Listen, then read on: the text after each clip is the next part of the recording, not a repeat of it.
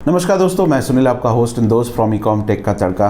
दोस्तों आज का वीडियो एक्चुअल में मैं ये वीडियो को रिपीट कर रहा हूँ इसलिए क्योंकि काफ़ी टाइम हो गया है इस कैलकुलेशन को समझाए हुए और मुझे लगता है कि कुछ चेंजेस ऐसे आए और थोड़ा सा इस कैलकुलेटर को थोड़ा सिंपल किया जाए ताकि जो ऑनलाइन सेलिंग कर रहे हैं उनको ईजिली समझ में आए कि प्रॉफिट एंड लॉस कैसे कैलकुलेट करना है। अगर आप अमेज़ॉन में, फ्लिपकार्ट में, मीशो, शॉपी और ख़ुद की वेबसाइट में अगर बेच रहे हैं और कैंपेन लगा के अगर आप बेचना चाहते हो तो प्राइसिंग किस हिसाब से आपको रखनी चाहिए।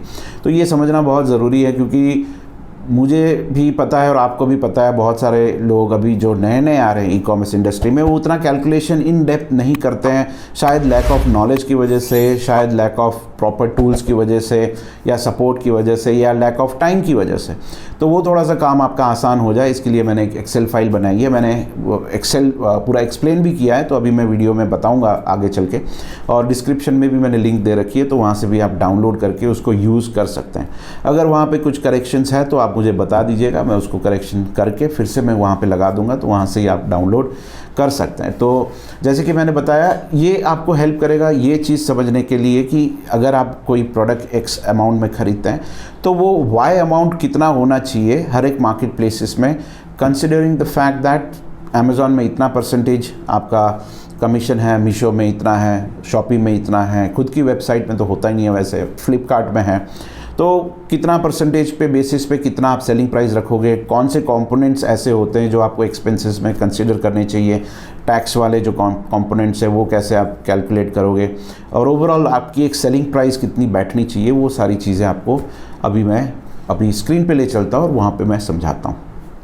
तो दोस्तों यही एक्सेल फाइल जो मैंने अभी रिसेंटली बनाई है, बहुत ही फ्रेश है, एकदम लेटेस्ट है। तो यहाँ पे बहुत सिंपल रखा है मैंने कैलकुलेशन। आपको ज़्यादातर फोकस करना है कि आपका परचेस प्राइस कहाँ पे है, सेलिंग प्राइस कहाँ पे है और क्या क्या एक्सपेंसेस आपको लग रहे हैं to process one particular order for B2C business. ठीक है, तो यहाँ पे मैं स्ट्रेट अवे समझा देता हूँ आपको। तो यहाँ पे सबसे पहले देखिए मैंने ऊपर मेंशन किया हुआ है कि कौन से डोमेन में आप बेच रहे हो। Self ship, Amazon self ship में बेच रहे हो, ईजी शिप में, FBA में और ट्राई FBA। अब ये ट्राई FBA नया आया है जहाँ पे काफ़ी सारे चार्जेस जो हैं उन्होंने वेव ऑफ कर दिया है कुछ समय के लिए। ठीक है, मतलब कुछ ऑर्डर्स के लिए, फर्स्ट 100 ऑर्डर्स के लिए। तो ये टेम्पररी है, परमानेंट तो डेफिनेटली नहीं है। उसके बाद फ्लिपकार्ट, मीशो, शॉपी और खुद की वेबसाइट में अगर सेल कर रहे हैं तो किस हिसाब से कैलकुलेशन रहेंगे। तो यहाँ पे सबसे पहले मैंने यहाँ पे प्राइस का डाला है कॉस्ट ऑफ प्रोडक्ट। तो लेट्स से मैं यहाँ पे 150 रुपये डालता हूँ कॉस्ट ऑफ प्रोडक्ट। तो परचेस प्राइस तो सेम ही रहेगी सब जगह। उसके बाद GST आ जाता है परचेस प्राइस पे विच इज़ 18%। तो 18% के हिसाब से GST वैल्यू हो जाती है 27।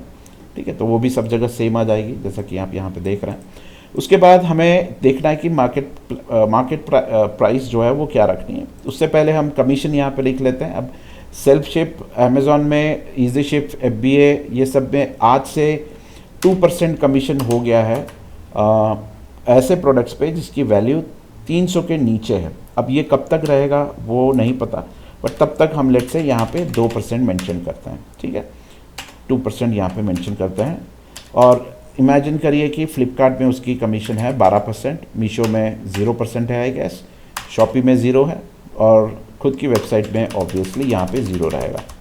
अब कमीशन अमाउंट जो है वो बेसिकली कुछ नहीं है, यहाँ पे फॉर्मूला है। ये कमीशन अमाउंट सेलिंग प्राइस पे आएगा, तो सेलिंग प्राइस जब हम डालेंगे तब वो कमीशन अमाउंट उसके बेसिस पे आ जाएगा। अब यहाँ पे क्लोजिंग फ़ी, अब क्लोजिंग फ़ी मान के चलिए यहाँ पे 12 रुपये हम डाल देते हैं, 12 और यहाँ पे वैसे तो है कुछ नहीं लेकिन 5 रुपये डाल देते हैं, यहाँ पे भी कुछ नहीं है और यहाँ पर भी 0 आ जाएगी। आउटवर्ड शिपिंग फ़ी 60 रुपीज़ पकड़ के चलिए बाय डिफ़ॉल्ट, अगर 500 ग्राम्स के नीचे है तो। इनवर्ड शिपिंग फ़ी ये वो कॉस्ट है जो आपके प्रोडक्ट्स पे लगता है जनरली आपके वेयरहाउस तक पहुंचाने का। तो मैं यहाँ पे लेट्स से 3 रुपये डालता हूँ पर प्रोडक्ट पे, तो ये बाय डिफ़ॉल्ट सब पे आएगी। अगर आप ड्रॉप शिपिंग कर रहे हैं तो ये एप्लीकेबल नहीं है। वेयरहाउस कॉस्ट 2 रुपये मान के चलिए पर प्रोडक्ट पे। ठीक है, पिक एंड पैक 10 रुपये तो जनरली मान के चलने ही चाहिए क्योंकि उसमें टाइम भी लग जाता है, लेबर कॉस्ट भी आ जाता है। उसके बाद packing material, bubble, corrugated boxes या फिर पॉली बैग्स, तो कुछ भी आप पकड़ के चलो 10 रुपये एवरेज पकड़ के चलिए। रिमूवल कॉस्ट वो FBA में आ जाता है generally, return and cancellation penalty charges वो जनरली सब में है, तो मैं यहाँ पे मेंशन नहीं कर रहा हूँ क्योंकि वो ओवरऑल 100 ऑर्डर्स पे हमें एवरेज निकालना पड़ता है।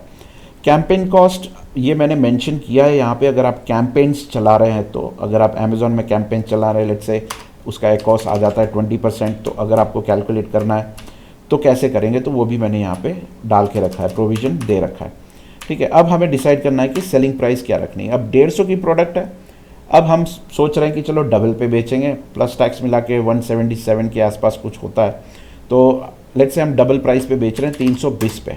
320 पे अगर हम बेच रहे हैं at 2% interest, not interest sorry 2% commission, तो देखिए आप प्रॉफिट कितना बैठ रहा है यहाँ पे। और फ्लिपकार्ट में 12% कमीशन है, अगर 320 में बेच रहे हैं तो माइनस में है, यहाँ पर प्लस में ही रहेगा, यहाँ पे प्लस में रहेगा, यहाँ पर भी प्लस में रहेगा। बट यहाँ पे पेनल्टी चार्जेस मीशो में और शॉपिंग में भी काफ़ी तगड़े हैं। फ्लिपकार्ट में भी पेनल्टी नहीं है, बट और कंपैरेटिवली ऑर्डर्स थोड़े कम आते हैं, तो वहाँ पर भी कैंपेन कॉस्ट आपका लग जाएगा और यहाँ पर भी कैंपेन कॉस्ट आपका लग जाएगा, अगर ऑर्डर्स नहीं आ रहे और कैंपेन्स चला के आपको ऑर्डर्स आपको रन करने हैं तो। अब खुद की वेबसाइट में तो कैंपेन्स चलाने ही पड़ेंगे, तो किस हिसाब से चलाने चाहिए और कितना प्राइसिंग आपको रखना चाहिए वो भी हम देख लेंगे।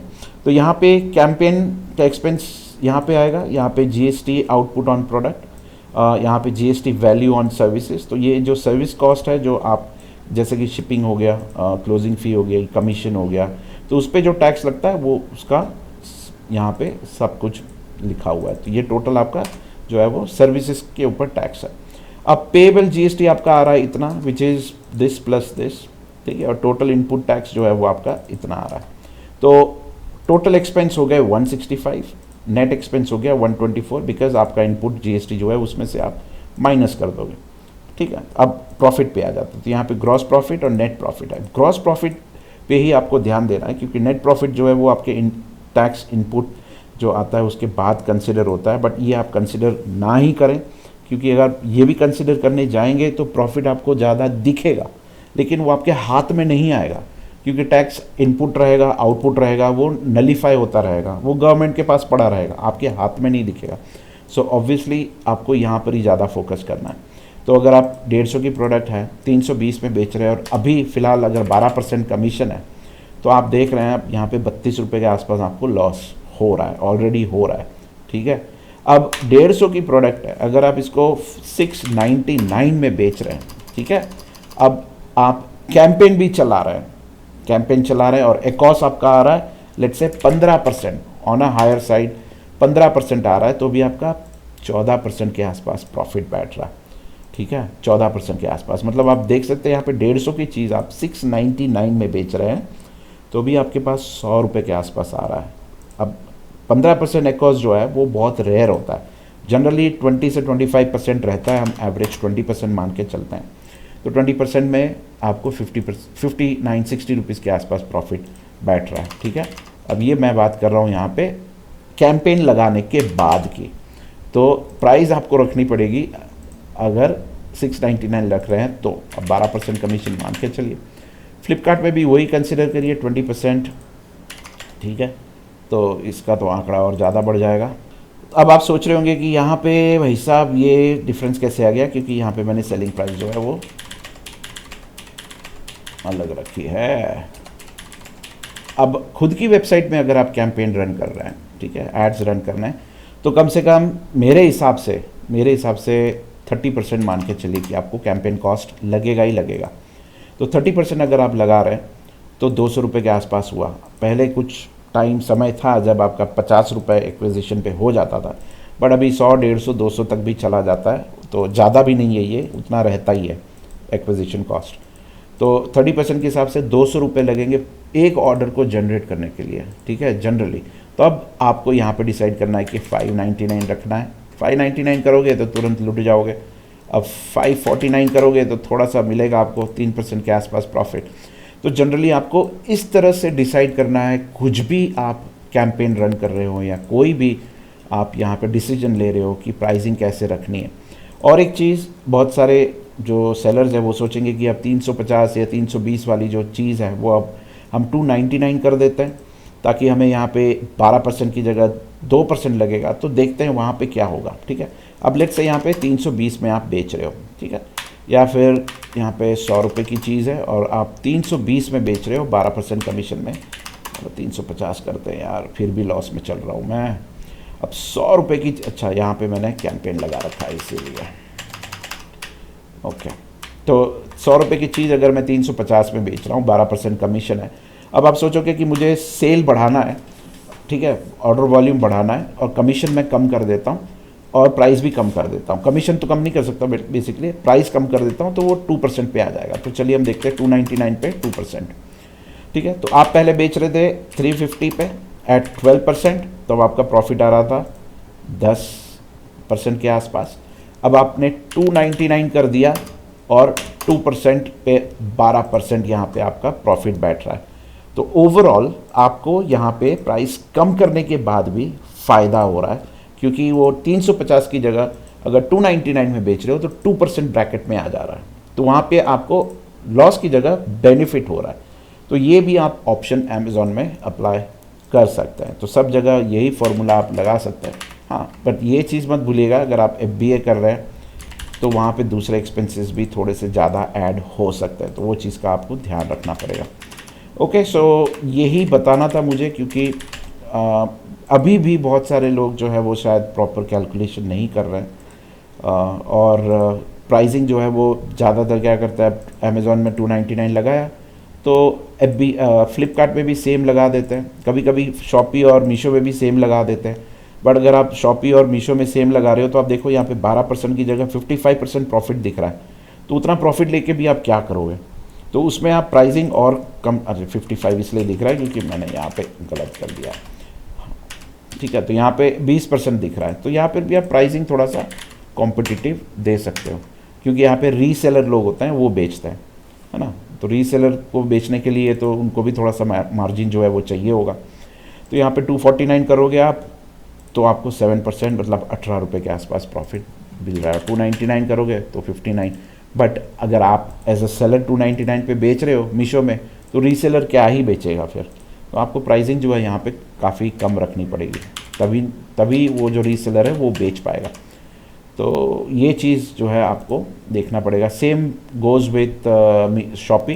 तो शॉपी में भी वही फंडा है, अगर शॉपी में आप 199 में बेच रहे हो, ठीक है, तो लॉस में जा रहे हो, 249 में बेच रहे हो तो वो तो डायरेक्ट कस्टमर को जा रहा है, ठीक है। तो कस्टमर को यहाँ पे थोड़ा सा फ़ायदा हो सकता है, क्योंकि शिपिंग कॉस्ट जो है वो तो रहने ही वाला है। 60 to 80 रुपीज़ वो लोग जनरली लगाते हैं। 10 रुपये पैकिंग कॉस्ट भी भूल मत जाना, नहीं तो वो भी कॉस्ट आपका काफ़ी बढ़ता जाएगा।